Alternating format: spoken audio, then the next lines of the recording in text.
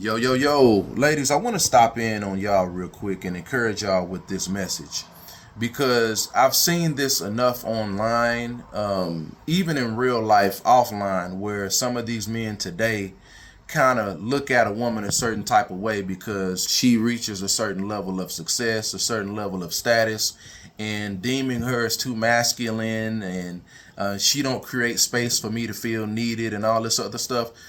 I want to leave this with y'all because I cannot preach this enough as a man like myself with daughters. Ladies, do not, I repeat, do not allow a man to shame you for your success.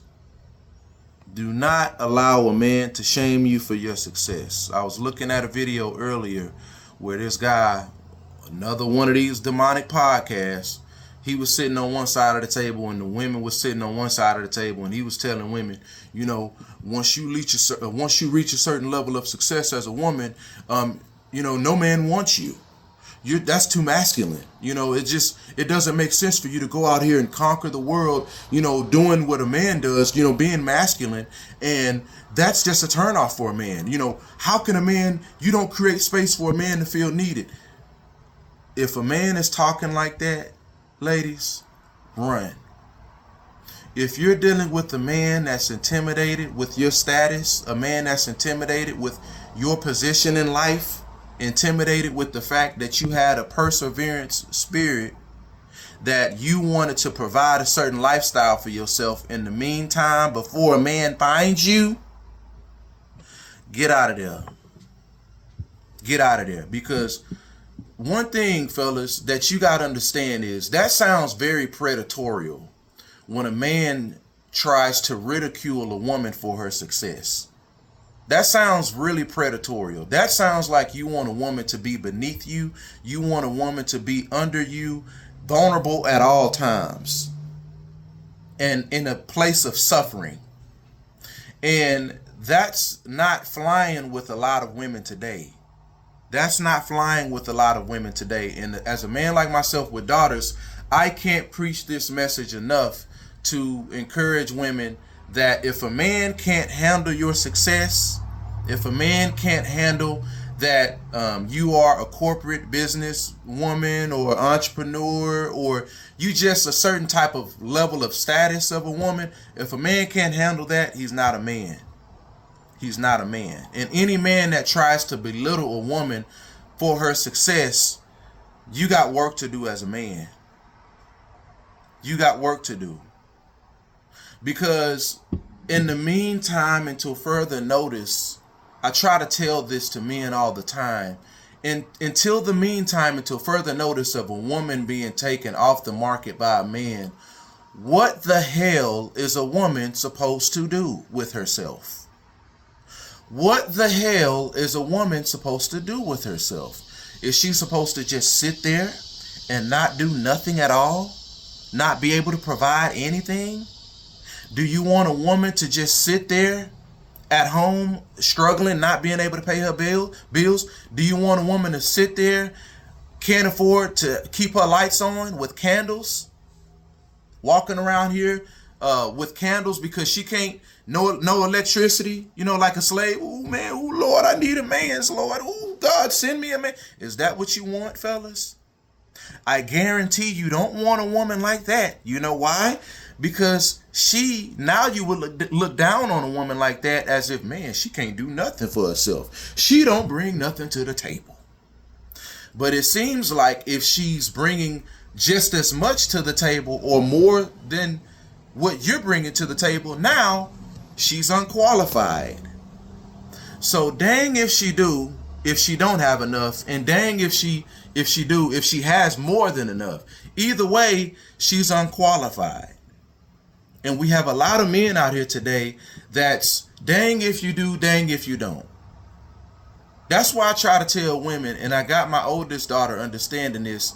Baby, if God gave you a vision, if God gave you something in the foresight to accomplish, go after that. Chase after that dream. Because if you end up being single, waiting on a man, and you downplay your lifestyle because you want to appease to a man, you're going to always be suffering. you're going to always be suffering. So be the best version of yourself as a woman. If you're a single woman, if you are a woman and a single mother, be the best version of yourself that you can be, because you have a lot of men out here with this predatory spirit. Let me correct myself. That want to see a woman have enough, but not more than them. We have a lot of men out here like that, and this type of conversation needs to be had. So if you want to go back to school, go get your master's, go get your doctorate, become this, become that, you want to go to law school, do what you need to do. Do what you need to do. Because if a man can't handle that, oh freaking well. Oh freaking well. You have a lot of men out here that can handle it. And those are the type of men, that is the type of man that you should have. That is the type of man that's worth marrying. But if you're dealing with a man that only wants to pursue a woman that's borderline on the cusp of struggling, but he has the upper hand, men got to understand this. Women are not falling for that anymore. Women are not falling for that anymore. You have a lot of women that grew up seeing their mothers in these vulnerable positions, seeing their grandmothers in these vulnerable positions, at a time where women couldn't vote, at a time where women couldn't have bank accounts. A lot of y'all men don't even understand this. Women could not have a bank account by themselves until 1974. A lot of you men don't know this. The Equal Credit Opportunity Act passed in 1974. There were credit unions and banks that allowed women to have bank accounts by themselves, but that was a small minority of banking institutions and credit unions that allowed that. But in mass, it took for a law to be passed in 1974 for women to have a checking account by themselves. Until before 1974, women had to have a checking account, but they had to have a male cosigner. A male cosigner in order to have a checking account, in order to apply for a business loan, in order to apply for a car loan, in order to apply for a line of credit, to finance a car. A woman could not do that by herself until 1974. Look it up. The Equal Credit Opportunity Act. But see, a lot of men don't know this.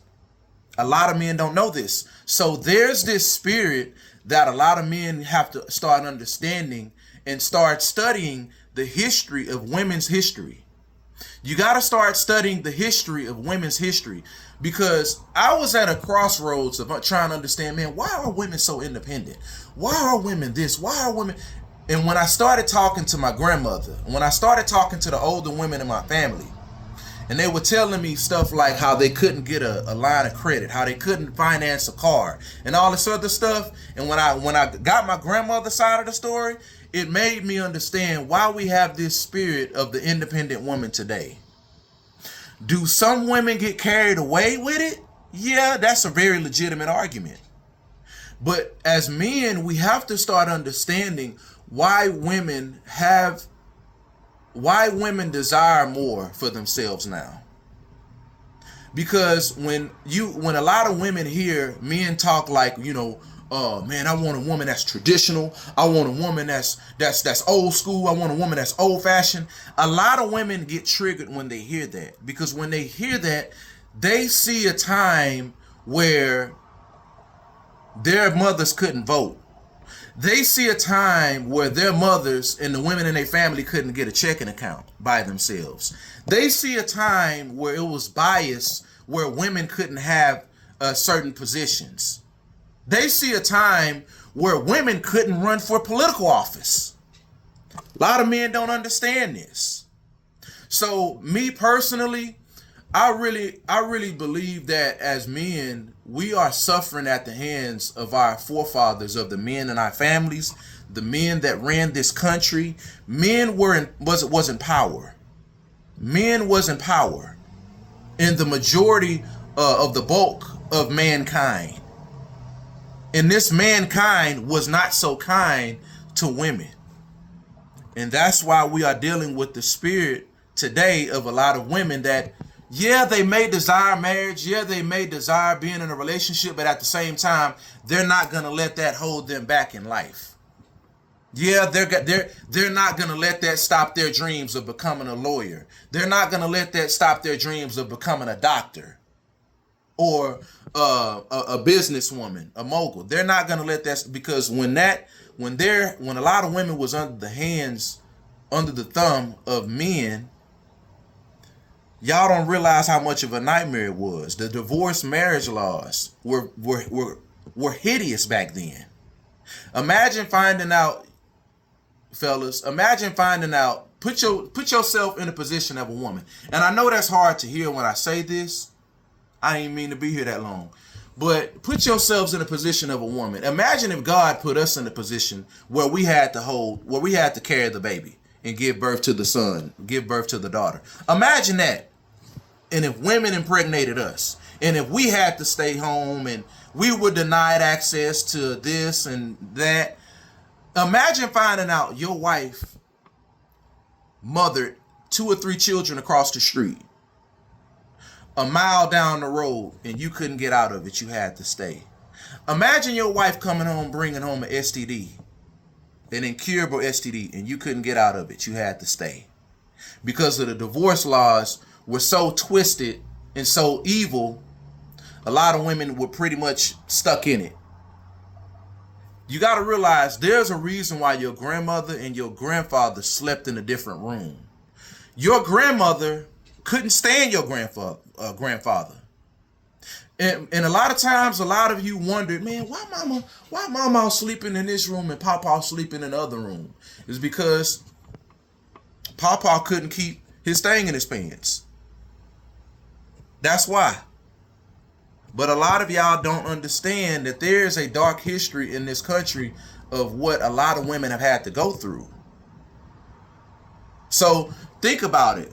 This independent woman, this independent spirit in women that sought out to be successful by themselves didn't really get kicked off until the 70s. Really didn't get kicked off, if you want to make an argument, till the late 60s. The early 70s. But before then, women was really oppressed in a lot of ways. So when women hear a lot of men say, I want a traditional woman, I'm traditional value, some women get triggered. Some women get triggered when they hear that. Kind of like the analogy along the lines of when a lot of black people hear white America say make America great again, how a lot of black people despise Trump. I don't really too much care to talk about politics, but that's the same type of parallel. How a lot of black people get turned off of hearing "Make America Great Again," because when was America great for black Americans?